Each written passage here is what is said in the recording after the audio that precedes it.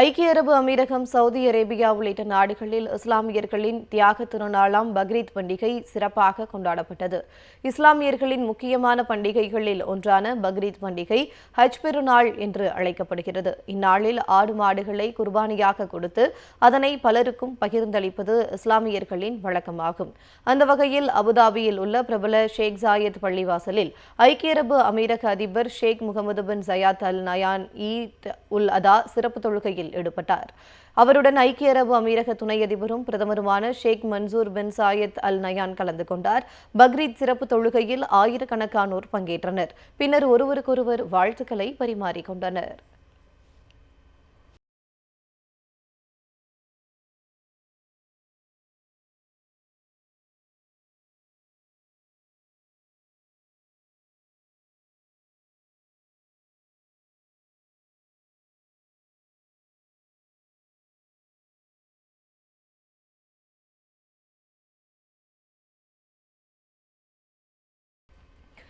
நெல்லை மேலப்பாளையம் பஜார் திடலில் தக்வா ஜமாத் மற்றும் ஹிஸ்டரி கமிட்டி ஆஃப் இந்தியா சார்பில் ஹஜ் பெருநாளையொட்டி சிறப்பு தொழுகை நடைபெற்றது.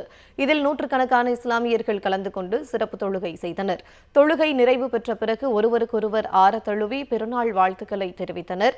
மேலப்பாளையம், மதீனா திடல் உள்ளிட்ட 3 இடங்களில் பக்ரீத் பெருநாள் சிறப்பு தொழுகை நடைபெற்றது. இதேபோல் தூத்துக்குடி லூர்தமால்புரம் தவ்ஹீத் ஜமாத் அமைப்பைச் சேர்ந்த நூற்றுக்கணக்கான மஸ்ஜித் ரஹ்மான் தொழுகை திடலில் சிறப்பு தொழுகையில் ஈடுபட்டனர். தொழுகையில் உலக அமைதி வேண்டியும் அன்பு, சகோதரத்துவம் மேலோங்கவும் பிரார்த்தனை நடைபெற்றது. இதனைத் தொடர்ந்து இஸ்லாமியர்கள் தங்கள் வீடுகளுக்கு சென்று ஆடுகளை குர்பானியாக வழங்கினர்.